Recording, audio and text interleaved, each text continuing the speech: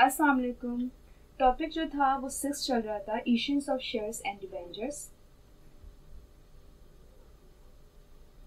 और हम question number 1 पे थे। क्वेश्चन नंबर 1 का हाफ जो वो प्रीवियस वीडियो में मैंने बता दिया है, एक्सप्लेन कर दिया है, और इसका इंट्रोडक्शन भी प्रीवियस वीडियो में दे दिया था। सो इसका जो है वो हाफ देख लेते हैं। हमारी जो ट्रांजेक्शन है वो फिफ्थ हो गई थी। अब हम 6 देखते हैं। 6 ट्रांजेक्शन में कह रहे हैं purchase furniture and issue 10,000 shares of ₹10 each। The selling price of share was ₹14 each। Purchase हुआ है फर्नीचर, उसके लिए इशू है 10,000 शेयर्स एंड पार वैल्यू क्या थी 14। ठीक है, सो यहाँ पर जो है वो शेयर्स भी दिए गए हैं, हमें पार वैल्यू भी दी गई है। यहाँ पे हमें अमाउंट नहीं बताई कि एग्जैक्टली फर्नीचर कितनी अमाउंट में खरीदेगा, मतलब फर्नीचर की कॉस्ट क्या है। सो इसकी एंट्री किस तरीके से बनेगी, इसकी एंट्री बनेगी फर्नीचर डेबिट। जब भी कोई चीज़ हम परचेज करते हैं तो वो डेबिट साइड पर आ जाती है। फर्नीचर खरीदा गया है, कितने शेयर्स इशू कर रहे थे 10,000, और एक जो था वो 14 का था। 10,000 को 14 से मल्टीप्लाई कर देंगे, ये 1,40,000 का फर्नीचर आ जाएगा। ठीक है, शेयर्स इशू करें मतलब हमने जो है वो मतलब शेयर कैपिटल बनाया, ऑनरशिप दिए, सो यहाँ पे ऑर्डिनरी शेयर कैपिटल आ जाएगा।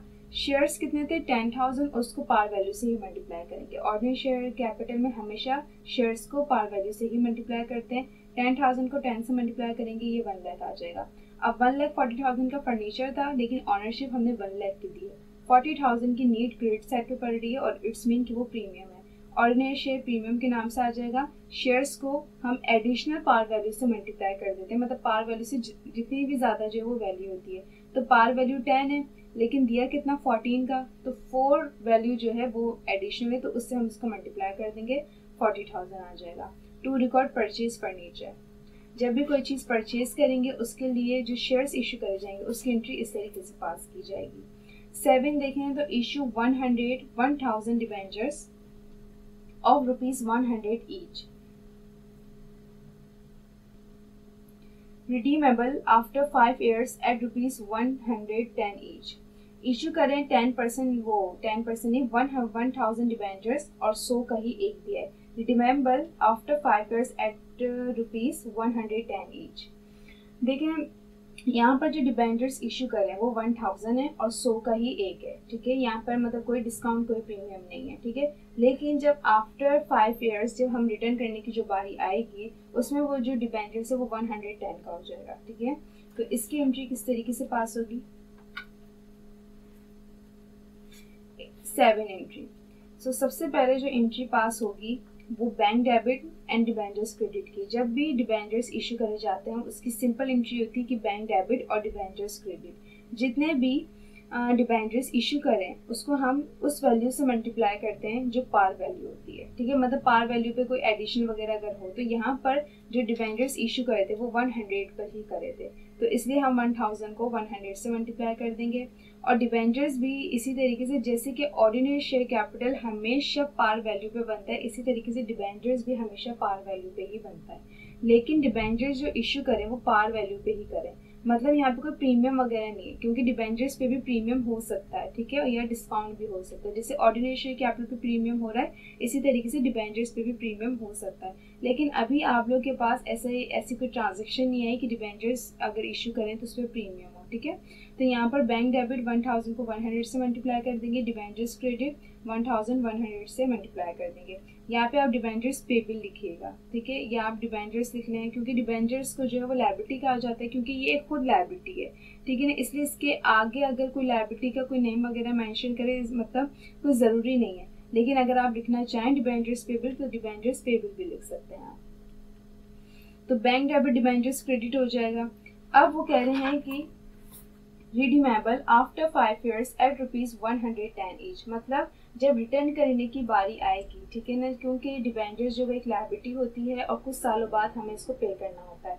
तो जब डिबेंचर्स जो है वो 110 का हो जाएगा, मतलब 100 का नहीं होगा, 110 का हो जाएगा, तो इसकी एंट्री क्या होती है कि डेबिट साइड पर लॉस ऑन रिडेम्पशन आ जाएगा और प्रीमियम ऑन रिडेम्पशन आ जाएगा। कि रिडेम्पशन का मतलब जब हम मतलब डिबेंचर्स की जब रिटर्न करने की बारी आएगी तो उस पर हमें लॉस होगा, क्योंकि लायबिलिटी जब हमने ये लायबिलिटी ली थी, जब हमने डिबेंचर्स इशू करे थे वो तो 100 के थे, लेकिन जब हम पे करने की बारी आएगी अब ये नहीं पता उन्होंने किस दिन पे करे। ये मतलब ये रिकॉर्ड करने के लिए नहीं कहा कि किस टाइम उन्होंने पे करा, बस ये कहा है कि जब 5 साल बाद ये पे होगा, ठीक है, तो उस पर जो है वो 10 का जो है वो डिस्काउंट वो लॉस होगा, क्योंकि जब डिबेंचर्स इशू करे थे तो 100 के थे, लेकिन जब रिटर्न करने की बारी आएगी तो 110 का हो जाएगा, तो ये लॉस है। और लॉस किस पर है? रिडेम्पशन पे, इसलिए हम लॉस ऑन रिडेम्पशन लिखेंगे। लॉस ऑन रिडेम्पशन में क्या करेंगे, जितने भी डिबेंचर्स होंगे उसको उस एडिशनल पार वैल्यू से मल्टीप्लाई करेंगे। यहाँ पे एडिशनल पार वैल्यू क्या है? 10 है, क्योंकि 100 पार वैल्यू है, लेकिन 110 का देंगे तो 100 मतलब 10 जो उसकी एडिशनल पार वैल्यू होगी, हम उसको मल्टीप्लाई करके यहाँ पे 10,000 लिख देंगे। क्रेडिट साइड पे प्रीमियम ऑन रिडेम्पशन भी आया, क्योंकि ये जो लॉस है ना ये प्रीमियम की वजह से हुआ है, क्योंकि जिस बंदे को हम ये पैसे देंगे उसको तो प्रीमियम हो रहा है ना, उसने लायबिलिटी तो हमें कम की थी, मतलब कर्जा उसने कम कर दिया था, लेकिन हम उससे पैसे ज्यादा दे रहे तो उसको प्रीमियम है। तो ये लॉस किसकी वजह से हुआ है? प्रीमियम की वजह से। डेबिट में कोई चीज भी होती है उसकी वजह क्रेडिट साइड पे मौजूद होती है। जैसे यहाँ पर बैंक डेबिट है, किस वजह से? डिबेंचर्स इशू करे थे, हमने लायबिलिटी ली है, इस वजह से बैंक डेबिट हुआ। तो इसी तरीके से जब हमने बैंक डेबिट डिबेंचर्स क्रेडिट की एंट्री बना दी, अब हम लॉस ऑन रिडेम्पशन की बना रहे हैं कि भाई जब रिटर्न करेंगे तो उस पर हमें लॉस हो रहा है कितने का? 10,000 का। किस वजह से? प्रीमियम ऑन रिडेम्पशन की वजह से। और यहाँ पे भी एग्जैक्ट बिल्कुल ऐसे ही करेंगे कि 1 लाख को वो 1000 को 10 से मल्टीप्लाई कर देंगे, 10,000 आ जाएगी। इस प्रीमियम की वजह से हमें लॉस हुआ है। टू रिकॉर्ड इशू डिबेंचर्स, ज़्यादातर जो इसकी एंट्रीज होती हैं वो फिक्स होती हैं, मतलब एक जैसी ट्रांजेक्शन होगी, एक जैसी एंट्रीज हम बना रहे हैं। बहुत कम ऐसा होता है कि इस चैप्टर से, इस टॉपिक से जो वो क्वेश्चन जो है वो डिफ़िकल्ट आ जाए, वैसे इजी ही आता है। 7 ट्रांजेक्शन हमारी कंप्लीट हो गई है। अब 8 ट्रांजेक्शन देख लेते हैं। Issue 500 debentures of ₹100 each eight ₹95 each. अब यहाँ पे जो है वो रिटर्न वगैरह की कोई बात नहीं है, रिडीमेबल की कोई बात नहीं है। यहाँ पर सिर्फ डिबेंचर्स जो हैं वो इशू करें 500 के, और 100 का था लेकिन 95 कर दिया है, ठीक है। अब यहाँ पर क्या है कि पार वैल्यू तो 100 है, लेकिन दिया कम का है, और दिया कम का है तो फिर ये डिस्काउंट है ये। तो इसकी एंट्री किस तरीके से बनाएंगे? 8 एंट्री जो बनेगी वो ऐसी बनेगी, जब भी डिबेंचर्स इशू करे जाते हैं तो बैंक डेबिट होता है और डिबेंचर्स क्रेडिट होता है। अब बैंक में जो डिबेंचर्स हमने इशू करे उसकी पार वैल्यू है 95, 100 तो पार वैल्यू है, लेकिन जो डिबेंचर्स इशू करें ना उसकी पार वैल्यू 95 है। तो बैंक में हम क्या करेंगे, 500 को 95 से मल्टीप्लाई करेंगे, आ गया 47,500।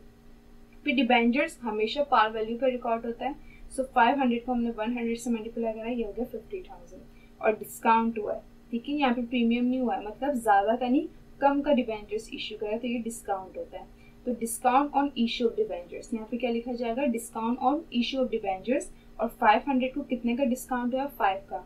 100 पार वैल्यू थी, 95 का दिया, जब आप 195 को माइनस करिए तो 5 का डिस्काउंट हुआ है।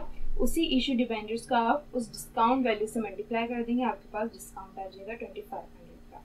To record issue debentures, 9 transaction देखते हैं। Issue 500 shares of ₹10 at 12 each. 500 के शेयर्स इशू करे हैं, 10 का था लेकिन 12 रुपए का दिया। इसकी सिंपल एंट्री होगी बैंक डेबिट, ठीक है, bank debit, ordinary share premium credit, ordinary share capital credit. Bank में क्या करेंगे कि 500 को, मतलब 500 वाले शेयर्स कितने में गए? 12 के। 10 तो पार वैल्यू लेकिन गए 12 के, तो 500 को 12 से मल्टीप्लाई करेंगे, ये 6000 बैंक, ठीक है। ऑर्डिनरी शेयर प्रीमियम कितना? 500, 10 पार वैल्यू है लेकिन 12 रुपए का एक जा रहा है, तो 2 रुपए का जो वो प्रीमियम है, इसलिए 500 को 2 से मल्टीप्लाई कर दिया, ये प्रीमियम हो गया। ऑर्डिनरी शेयर कैपिटल हमेशा पार वैल्यू पे बनता है, 500 को 10 से मल्टीप्लाई कर देंगे 500। लेकिन डिबेंचर्स हो जाए या शेयर्स हो जाए, कभी इशू, मतलब जब भी ये इशू होते हैं ना तो इसके बदले में हमारे पास पैसा आता है, और पैसा हमेशा बैंक में डिपॉजिट किया जाता है। जॉइंट स्टॉक कंपनी का जो है वो ये एक रूल है कि इनके सारे काम जो वो बैंक के थ्रू हो रहे होते हैं, ठीक है, ऑन कैश नहीं हो रहे होते। तो इसलिए जब भी डिबेंचर्स इशू हो रहे हैं, शेयर्स इशू हो रहे हैं, तो बैंक डेबिट साइड पे इसलिए आ रहा है क्योंकि बैंक बढ़ रहा है। शेयर्स इशू कर रहे हैं, इसके बदले में उनको पैसा मिल रहा है, पैसा कहाँ जा रहा है? बैंक में, तो इसी डेबिट साइड पे बैंक आ रहा है। अब ये पैसा अगर ले रहे हैं तो उसके बदले में उसको क्या दे रहे हैं, मतलब शेयर्स तो दे रहे हैं और बदले में उनसे पैसे ले रहे हैं, लेकिन ऑनरशिप भी दी जाती है, ठीक है, इसलिए ऑर्डिनरी शेयर कैपिटल क्रेडिट हो जाता है। लेकिन जब डिबेंचर्स इशू करे जाते हैं तो क्रेडिट साइड पे डिबेंचर्स होता है, ठीक है। डिबेंचर्स इसलिए क्यों, और ये लायबिलिटी है, ठीक है, और लायबिलिटी क्रेडिट साइड पे जब भी होती है जब हम किसी से पैसे उधार लेते हैं। अब जब इसको पैसे हम वापसी दे देंगे तो ये लायबिलिटी डेबिट साइड पर आ जाएगी। लेकिन issues of shares and debentures में हमें ये नहीं बताया जाता है कि ये लायबिलिटी कब पे कर रहे हैं, किस दिन पे कर रहे हैं, बस एक जो टाइम पीरियड बता दिया जाता है कि ये 5 ईयर्स का लोन है, क्योंकि डिबेंचर्स एक जो लॉन्ग टर्म लायबिलिटी है तो 5 साल में उसको पे करेंगे, 4 साल में पे करेंगे, बस ये बताया जाता है। ठीक है, यहाँ पर ये नहीं बताया जाता कि ये जो डिबेंचर्स, ये जो लायबिलिटी हम ले रहे हैं, मतलब डिबेंचर्स इशू करके जो लायबिलिटी हम ले रहे हैं इसको पे कब करेंगे, मतलब किस दिन ये पे हो रहा है, ये कुछ नहीं बताया जा रहा है। ठीक है, हम यहाँ पे सिर्फ शेयर्स इशू की, डिबेंचर्स इशू की जो है वो एंट्री बनाते हैं, कोई फिक्स एसेट वगैरह खरीद रहे हैं उसके ऊपर शेयर्स इशू हो रहे हैं उसकी एंट्री बनाते हैं, कोई एक्सपेंस वगैरह पे किया जा रहा है उसके लिए शेयर्स इशू करे जा रहे हैं तो उसकी एंट्री बनाते हैं। सो ये 9 एंट्री कंप्लीट हो गई है, इसकी नरेशन बना देगा टू रिकॉर्ड शेयर्स इशू। 10 देख लेते हैं, transaction purchase equipment costing ₹3 lakh and issue sufficient number of ordinary shares having market value of ₹15 पर शेयर। परचेज करा इक्विपमेंट जिसकी कॉस्ट 3 लाख रुपए, ठीक है। इशू करें sufficient number of shares, sufficient number of shares का मतलब जितने भी शेयर्स बन रहे होंगे ये इतने देंगे। अब कितने बन रहे हैं ये तो हमें कैलकुलेट करना होगा, वो किस तरीके से कैलकुलेट किया जाता है। एक अभी ट्रांजेक्शन आई थी कि जब भी आपके पास कॉस्ट हो और शेयर्स नहीं बताए जाए लेकिन उसकी पार वैल्यू बता दी जाए कि वो शेयर एक कितने का गया, तो हम क्या करेंगे, कॉस्ट को उस पार वैल्यू से डिवाइड कर देंगे। 3 लाख को आप 15 से डिवाइड करेंगे, आपको शेयर्स पता चल जाएंगे, फिर आप इसकी एंट्री रिकॉर्ड करेंगे। इक्विपमेंट डेबिट साइड पर हो जाएगा।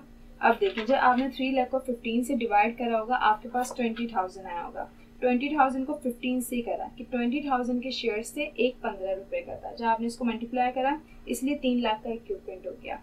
ठीक है, ऑर्डिनरी शेयर कैपिटल 20,000 को 10 से ही मल्टीप्लाई करा 2 लाख का, और ऑर्डिनरी शेयर प्रीमियम में क्या करेंगे 20,000 को 5 से मल्टीप्लाई करेंगे। एडिशनल पार वैल्यू क्या है 5, 10 पार वैल्यू थी, एडिशनल पार वैल्यू है 5, तो हमने 20,000 को 5 से मल्टीप्लाई कराया 1 लाख आ गया। टू रिकॉर्ड परचेज इक्विपमेंट, हर जगह हम शेयर्स को क्या करेंगे, इक्विपमेंट जो भी कॉस्ट होगी उसमें हम क्या करेंगे शेयर्स को एग्जैक्ट पार वैल्यू से मल्टीप्लाई करेंगे। ऑर्डिनरी शेयर कैपिटल में क्या करते हैं कि शेयर्स को जो पार वैल्यू होती है मतलब जो एक फिक्स कर दी जाती है हम उससे मल्टीप्लाई करेंगे। ठीक है, और प्रीमियम में जो भी एडिशनल पार वैल्यू होती है हम शेयर्स को उससे मल्टीप्लाई करते हैं। ठीक है, अभी जो हमारी एग्जैक्ट पार वैल्यू थी वो 15 थी, 10 का तो होता है लेकिन दिया कितने का, जब इक्विपमेंट परचेस हुआ तो जब उस वक्त जो है वो शेयर कितने का था, तो उस वक्त शेयर 15 रुपए का था, तो फिर 15 रुपए का ही जाएगा। ठीक है, अब है 11 ट्रांजेक्शन, इशू 420% डिबेंचर्स ऑफ ₹100। अब आप इस परसेंटेज को सोचेंगे यार ये परसेंटेज क्यों दी जाती है, क्या है इसकी लॉजिक है, तो ये इंटरेस्ट होता है, और इंटरेस्ट कब पे होगा, किस तरीके से पे होगा, पे किया है या नहीं किया इसका कोई काम नहीं है, इसका मतलब कोई एंट्री में इसका कोई जिक्र नहीं करते। ठीक है, ट्रांजेक्शन भी हमें दी जाती है अगर इसकी, तो कोई मतलब वहाँ पे ये नहीं बताया जाता है कि इंटरेस्ट पे हो रहा है, बस ये परसेंटेज दी जाती है, तो स्टूडेंट्स कंफ्यूज हो जाते हैं कि ये किस चीज़ की परसेंटेज होती है। तो ये कॉन्सेप्ट क्लियर कर दिया कि ये परसेंटेज इंटरेस्ट की होती है, जो कि कोई भी आप लोन वगैरह जैसे लें, आप नॉर्मली छोटा मोटा अगर बैंक वगैरह से लोन लेते हैं तो आपको उस पर भी इंटरेस्ट पे करना होता है। वो इंटरेस्ट किस तरीके से होता है, फॉर एग्जांपल आपने 1 लाख का लोन लिया, ठीक है, लेकिन आप उसको जब पे करेंगे ना तो वो 1,20,000 इस तरीके से, कभी भी जितने का भी लोन आप बैंक वगैरह से लेंगे उतना आपको पे नहीं करना पड़ता, आपको ज़्यादा ही पे करना होता है, तो ज़्यादा जो अमाउंट होती है ना वो इंटरेस्ट होता है। ठीक है, तो इसलिए और डिबेंचर्स में जो परसेंटेज होती है इंटरेस्ट की होती है, इंटरेस्ट तो हमें हर लोन में पे करना होता है। सो यहाँ पर 11 ट्रांजेक्शन में कहा है issue 420% debentures of ₹100 at 98। 400 debentures issue करे हैं, 100 का था लेकिन 98 का दिया है, और रिटर्न की जब बारी आई है 10 साल बाद, अब यहाँ पे जो टाइम पीरियड दिया हुआ है वो 10 ईयर्स का दिया हुआ, तो 10 ईयर्स बाद जो मतलब इसको रिटर्न करेंगे तो वो 110 का। ठीक है, तो सबसे पहले जो है वो इसकी एंट्री बनेगी, इसकी एंट्री बनाते हैं हम सबसे पहले। ठीक है, इसकी एंट्री इस तरीके से बनेगी, बैंक डेबिट, ठीक है, discount on issue of debentures, क्योंकि डिस्काउंट है 100 का लेकिन 98 का दिया है, और क्रेडिट साइड पे 20% डिबेंचर। जब ये परसेंटेज आती है ना तो पूरा नाम इसका ही होता है 20% डिबेंचर, तो 20% डिबेंचर 400 के थे लेकिन 98 का दिया, उससे मल्टीप्लाई करा हमने लिख दिया। 400 का था, 2 का डिस्काउंट हुआ है क्योंकि 100 का था 98, तो डिस्काउंट कितने का हुआ 2 रुपए का, तो 400 को 2 से मल्टीप्लाई करा ये 800 आ गया। डिबेंचर में हमेशा पार वैल्यू से मल्टीप्लाई करते हैं डिबेंचर्स को, तो 400 के डिबेंचर्स थे 100 से मल्टीप्लाई करें 40,000 आ गया। ये से थी इशू ऑफ डिबेंचर्स की एंट्री जो डिस्काउंट में इशू किए गए हैं। अब है रिडीमेबल, यहाँ था रिडीमेबल आफ्टर 10 years एट ₹110, ठीक है। लेकिन जब हमने 10 साल बाद इसको रिटर्न करना, ठीक है। रिडीमेबल का जो मीनिंग है वो यही है कि रिटर्न करना, और यहाँ पर जो है वो रिटर्न वगैरह की भी बात आ सकती है, रिडेम्पशन वगैरह, ये सब इनका एक ही मतलब है, ठीक है। तो 10 साल बाद जब लौटाने की जब हम जो है वो लायबिलिटी पे करेंगे तो जो डिबेंचर हो जाएगा वो 110 का हो जाएगा। तो इसको किस तरीके से करते हैं, डेबिट साइड पर लॉस एंड रिडेम्पशन आ जाता है, और किससे करेंगे 400 को एडिशनल पार वैल्यू क्या है 10, 100 का, लेकिन 110 का दिया जाएगा जब पे करने की बारी आएगी। तो 400 को 10 से मल्टीप्लाई करेंगे 4000 आ जाएगा। और लॉस ऑन रिडेम्पशन क्यों हुआ है, प्रीमियम ऑन रिडेम्पशन की वजह से। और यहाँ पे भी ये हुआ कि 400 को 10 से मल्टीप्लाई कर देंगे 4000। टू रिकॉर्ड इशू डिबेंचर्स, इन दोनों की कैलकुलेशन हमेशा सेम होगी। जैसे यहाँ पे 400 को 10 से मल्टीप्लाई कर रही हूँ तो यहाँ पे भी 400 को 10 से ही मल्टीप्लाई करूँ। इन दोनों की अमाउंट देखा जाए तो सेम है, क्योंकि लॉस ऑन रिडेम्पशन किसकी वजह से हो रहा है, प्रीमियम ऑन रिडेम्पशन। जितना इनको लॉस हो रहा है उतना ही सामने वाले को प्रीमियम जा रहा है, ठीक है। सो 11 ट्रांजेक्शन भी हमारी कंप्लीट हो गई है। 12 ट्रांजेक्शन है, the company issue 2 lakh shares of ₹10 each eight ₹12 each. Company ने इशू करे 2 लाख शेयर्स, 10 का था लेकिन 12 का दिया। इसकी भी सिंपल एंट्री होगी, bank debit, ordinary share application credit and ordinary share capital credit. ये बिल्कुल 9 ट्रांजेक्शन की तरह है। तो बैंक में हम क्या करेंगे, 2 लाख के जो है वो शेयर्स थे और आपने उसको 12 से मल्टीप्लाई करना है, क्योंकि उस वक्त पार वैल्यू क्या थी 12। तो बैंक में जो मार्केट वैल्यू होगी हम हमेशा उससे मल्टीप्लाई करेंगे, ठीक है। ऑर्डिनरी शेयर कैपिटल हो गया, डिबेंचर्स हो गया, वो हमेशा पार वैल्यू पे रिकॉर्ड होगा। लेकिन बैंक जो डेबिट हो रहा होगा ना वो किस वैल्यू पे होगा, जो पार उस वक्त पार वैल्यू की मार्केट वैल्यू होगी, ठीक है। तो यहाँ पे जो पार वैल्यू की मार्केट प्राइस थी वो थी 12। तो 2 लाख को हमने 12 से मल्टीप्लाई करा, ये हो गया 24 लाख। फिर ऑर्डिनरी शेयर प्रीमियम कितने का हुआ, 2 का हुआ है, क्योंकि 10 पार वैल्यू थी लेकिन 12 की जा रही तो 2 का प्रीमियम हुआ। 2 लाख को 2 से मल्टीप्लाई कर दिए, 4 लाख का प्रीमियम हुआ। ऑर्डिनरी शेयर कैपिटल हमेशा पार वैल्यू पे बनता है, इसलिए 2 लाख को 10 से मल्टीप्लाई करेंगे 20 लाख हो गया। To record issue shares. 13 transaction देख लेते हैं। The promoter were allotted 10,000 shares of ₹10 each for services. कोई सर्विसेज दी थी उसको अब हमें जो है वो पैसे देने, मतलब प्रीमियरी एक्सपेंस है, ठीक है, किसी से हमने सर्विसेज दी थी। तो यहाँ पर जो है वो 10,000 शेयर्स जो है वो प्रोमोटर्स के लिए इशू करें हैं 10 के। सो इसकी सिंपल एंट्री होगी, preliminary expense debit, ordinary share capital credit. 10,000 को 10 से मल्टीप्लाई कर देंगे, यहाँ पे भी हम 10,000 को 10 से मल्टीप्लाई कर देंगे, 1 लाख आ जाएगा। To record share issue for expense, ठीक है। यहाँ पे पार वैल्यू पे ही जो है वो शेयर्स इशू करे हैं प्रोमोटर्स के लिए, प्रीमियरी एक्सपेंस के लिए। 14 ट्रांजेक्शन है हमारी। The company bought printer for office costing ₹50,000, ₹10 each. Shares were issue in exchange. The market value पर शेयर वर ₹12.50, ठीक है। कंपनी ने प्रिंटर खरीदा है ऑफिस के लिए जिसकी कॉस्टिंग है 50,000, 10 का था, ठीक है, लेकिन 12.50 का दिया, ठीक है। तो यहाँ पर क्या खरीदा है, प्रिंटर ऑफिस के लिए, तो ऑफिस प्रिंटर होगा। तो हमने यहाँ पे लिखा भाई ऑफिस प्रिंटर कितने का खरीदा है, 50,000 का, ठीक है। अब आपने क्या करा, 50,000 को 12.50 से आप डिवाइड करेंगे, आपको शेयर्स पता चल जाएंगे। शेयर्स यहाँ पर आया 4,000। फिर आपने ordinary share premium, ordinary share capital, यहाँ से पता चल जाएगा कि ये प्रीमियम है या डिस्काउंट है। 10 है पार वैल्यू शेयर्स की, लेकिन 12 पे जा रहा है, 15 पे जा रहा है, तो हमें क्वेश्चन से ही पता चल जाता है कि ये जो है वो प्रीमियम है। तो यहाँ पर प्रीमियम है, इसलिए हमने पहले लिख दिया ordinary share premium credit, ordinary share capital credit. 4,000 shares बने थे, 4,000 को 12.50 से मल्टीप्लाई करा तो ये 10,000 है। 4,000 को 10 से मल्टीप्लाई करा ये 40,000 है। To record purchase printer. 2.50 इसलिए आया, देखिए पार वैल्यू थी 10 को आप 12.50 से माइनस करेंगे तो आपके पास जो एक्स्ट्रा या एडिशनल पार वैल्यू जाएगी वो 2.50 आएगी, और आपने शेयर से मल्टीप्लाई करना, ये प्रीमियम हो जाएगा। पार वैल्यू से मल्टीप्लाई करेंगे शेयर से तो वो कैपिटल हो जाएगा। To record purchase printer. कभी भी आपको प्रीमियम की जो है वो पार वैल्यू नहीं पता कि आप प्रीमियम कितने का हो रहा है, तो आप पार वैल्यू से मार्केट प्राइस वाली वैल्यू जो उससे जो है वो माइनस कर दिएगा। जैसे पार वैल्यू 10 है और मार्केट वैल्यू क्या है 12.50, आप इसको मल्टीप्लाई मतलब माइनस कर देंगे तो आपको पता चल जाएगा एडिशनल पार वैल्यू क्या है, वो प्रीमियम होता है। उसको आपने शेयर से मल्टीप्लाई कर देना है, आपको प्रीमियम की अमाउंट पता चल जाएगी। ये 14 ट्रांजेक्शन हो गए। 15 ट्रांजेक्शन क्या थी, issue sufficient number of shares of ₹10 at ₹30, ठीक है, in full settlement of the debentures payable of ₹1,30,000। Debentures payable, अब यहाँ पर डिबेंचर्स पेबल थे, अब ये नहीं पता ये कब इशू कर रहे थे, इन्होंने ये कब लायबिलिटी दी थी, लेकिन इसको पे कर रहे हैं। लेकिन पे किस तरीके से कर रहे हैं, शेयर्स देके, ठीक है, लायबिलिटी पे हो सकती है, शेयर्स देके बिल्कुल हो सकती है। तो डिबेंचर्स पेबल कितने हैं, 1,30,000 के, ठीक है। इसकी एंट्री किस तरीके से बनेगी, देखिए लायबिलिटी जब भी पे होती है कहाँ जाती है, डेबिट साइड पे। लायबिलिटी के नेचर है क्रेडिट, जब वो क्लोज होगी, जब वो पे होगी तो वो अपनी अपोजिट डायरेक्शन में चली जाएगी, मतलब डेबिट साइड पर आ जाएगी। 15 एंट्री थी डिबेंचर्स पेबल डेबिट साइड पे चल गए क्योंकि पे हो रहे हैं कितने से, 1,30,000 से। इसके लिए शेयर्स कितने इशू करे हैं वो नहीं पता, ठीक है, लेकिन हमने देखा कि भाई डिबेंचर्स पेबल हो रहे हैं 1,30,000 के और शेयर्स नहीं पता, लेकिन एक शेयर 13 का दे रहे हैं, तो 1,30,000 को 13 से डिवाइड कर देंगे, हमें पता चल जाएगा शेयर्स कितने। सो यहाँ पर शेयर्स जो थे वो 10,000 निकले। तो ऑर्डिनरी शेयर प्रीमियम भी और ऑर्डिनरी शेयर कैपिटल भी, क्योंकि 10 पार वैल्यू लेकिन 13 का दे रहे हैं तो प्रीमियम तो लाजमी है यहाँ पे। तो 10,000 को 3 से मल्टीप्लाई करा 30,000 आ गया, 10,000 को पार वैल्यू से ही मल्टीप्लाई करा 1 लाख आ गया। टू रिकॉर्ड पे डिबेंचर्स पेबल, यहाँ पे जो प्रीमियम हुआ वो ₹3 का हुआ है, ठीक है।